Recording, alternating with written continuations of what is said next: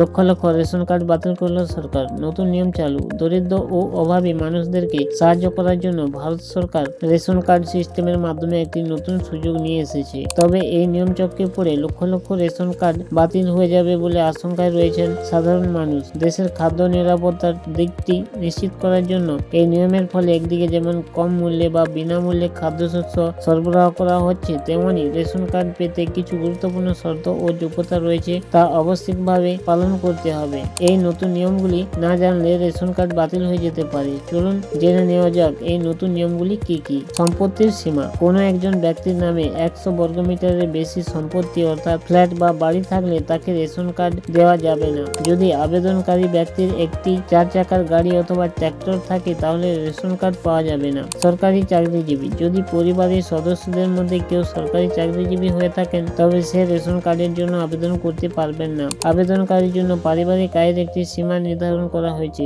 গ্রামের ক্ষেত্রে পারিবারিক বার্ষিক আয় 2 লক্ষ টাকার কম হতে হবে এবং শহরের ক্ষেত্রে 3 লক্ষ টাকার কম হতে হবে। এটা না হলে রেশন কার্ডের জন্য আপনি আবেদন করতে পারবেন না। আয়কর প্রদানকারী এবং লাইসেন্স প্রেরিত অস্ত্রধারীরা রেশন কার্ড পাওয়ার জন্য আবেদন করতে পারবেন না। রেশন কার্ডের মাধ্যমে আসলে দরিদ্র অভাবী মানুষদেরকে স্বল্প মূল্যে বা বিনামূল্যে খাদ্যদ্রব্য এবং সামাজিক সুযোগ সুবিধা প্রদান করা হয়। ভারত সরকার সেই কারণে রেশন কার্ড সিস্টেমের দারিদ্র জনগোষ্ঠীর খাদ্য নিরাপত্তা নিশ্চিত করতে একটি গুরুত্বপূর্ণ পদক্ষেপ নিয়েছেন। রেশন কার্ড পেতে হলে কি কি করতে হবে? কেওয়াইসি আপডেট করতে হবে। রেশন কার্ড পাওয়ার জন্য আপনাকে কেওয়াইসি আপডেট করতে হবে। আধার লিঙ্ক। রেশন কার্ডের সাথে আপনাকে আধার লিঙ্ক করাতে হবে। রেশন কার্ড বাতিল হওয়া এড়াতে প্রত্যেক মাসের রেশন প্রত্যেক মাসে নিশ্চিত করে তুলে নিতে হবে।